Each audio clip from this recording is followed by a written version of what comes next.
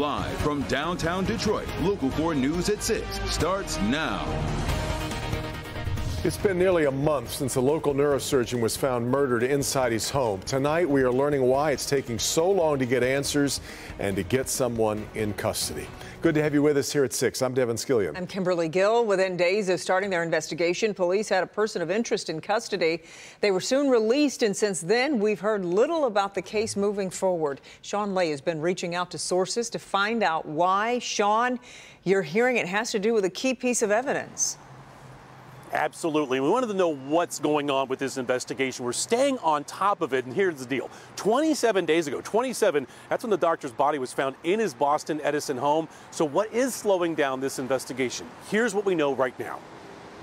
27 days have passed since neurosurgeon Dr. Devon Hoover was found shot to death inside his Boston Edison home. His body found wrapped up and concealed in the home's attic. Sources telling Local 4 from almost the very start of the investigation, Detroit police homicide investigators had a person of interest in this case based on, we're told, text messages between the doctor and the suspected killer. They knew each other. Video from inside the doctor's home, DNA found inside the home. That person of interest was arrested, questioned, and then released. Since then, Detroit police have only said that the case remains under investigation. No arrests have been made, no one being held responsible for the murder of Dr. Hoover. Sources telling us that the Wayne County Prosecutor's Office have asked Detroit police to gather more evidence in this case. Those same sources tell us the same person of interest remains, the one and only suspect in the murder. The key piece of evidence prosecutors want investigators to find. We are told investigators are searching for, but so far have not been able to find, the gun used to kill this well-known and beloved surgeon. Back here live, it's important to point out again and repeat that the person of interest who was detained and then let go, my sources are telling me he remains the one and only suspect in this murder. So we'll have to see what's going to happen going forward. Ask the prosecutor's office to confirm some of the things, some of the facts we're presenting tonight. We're told this: we are not commenting on any aspect of the Hoover investigation. Devon Kimberly tells you how tight-lipped investigators and prosecutors are being on this case as they move forward with it. Yeah, so much more to come and questions to be answered on this story. Sean, we appreciate it. A man is charged with murder in the two stabbings that killed a woman in Roseville and injured a man in St. Clair Shores on Wednesday. According to the Macomb County prosecutor, the stabbing victims were chosen at random. The man in custody is 31-year-old Shane Burns. He was brought up on 8 charges today, including first-degree murder. Police found a shotgun and a 9mm pistol in Burns' car, which they traced to a residence in Washington Township. While at the Roseville police station, Burns somehow got a knife from an officer and tried to use it to kill himself. Unsuccessfully. He is due back in court next month.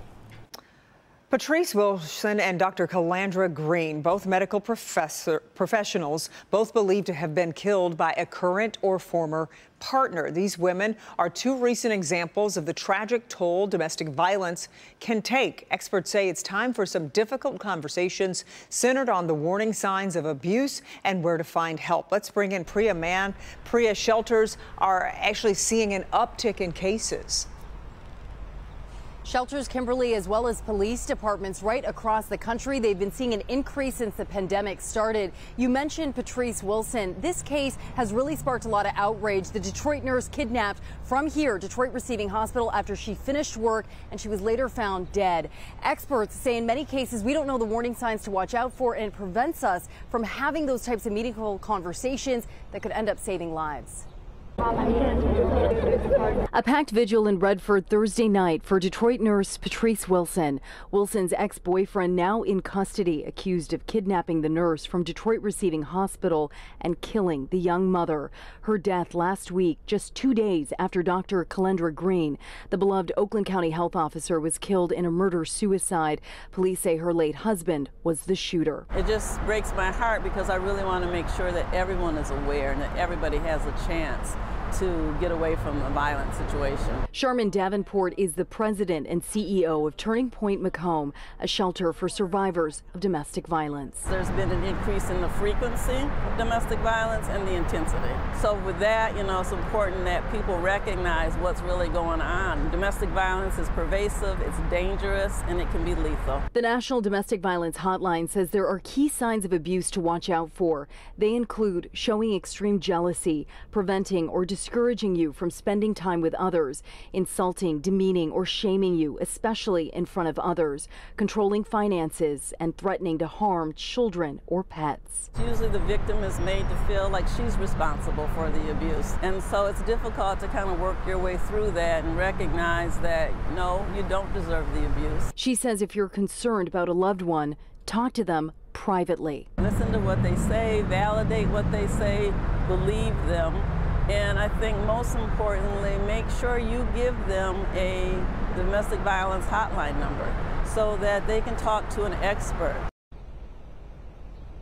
And by talking to an expert, you can create a safety plan for yourself. The hotline number for Turning Point Macomb is 586-463-6996. And the National Domestic Violence Hotline is 1-800-799-7233. We have other resources up on clickondetroit.com. Reporting live from Detroit Receiving Hospital, I'm Priya Mann, Local 4. Such a serious public health issue. Priya, we appreciate your story tonight. A Michigan mother is speaking out after her 5-year-old was left in a classroom alone after school hours. Happened earlier this month in the Jackson Public School District. Shantana Millam says when 3 of her children stepped off the bus, her daughter Miracle wasn't with them. Her first instinct, get in the car and drive.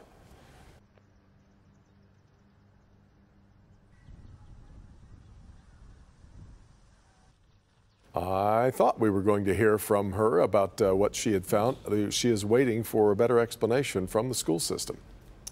Well, this week, Hyundai and Kia agreed to a $200 million class action settlement over claims that their vehicles are too easy to steal. The money will be distributed to car theft victims nationwide, but here in Metro Detroit, drivers have a new chance to make their vehicle a less desirable target. Megan Woods is in Oak Park with the old school gadget police are handing out. Doesn't that sound bring back some memories? So you can find these online or in a store for $20 to $40, but Oak Park police are giving these out for free, but not just to any driver, people who drive a Hyundai or Kia. We saw our numbers actually increase significantly as it related to motor vehicle thefts.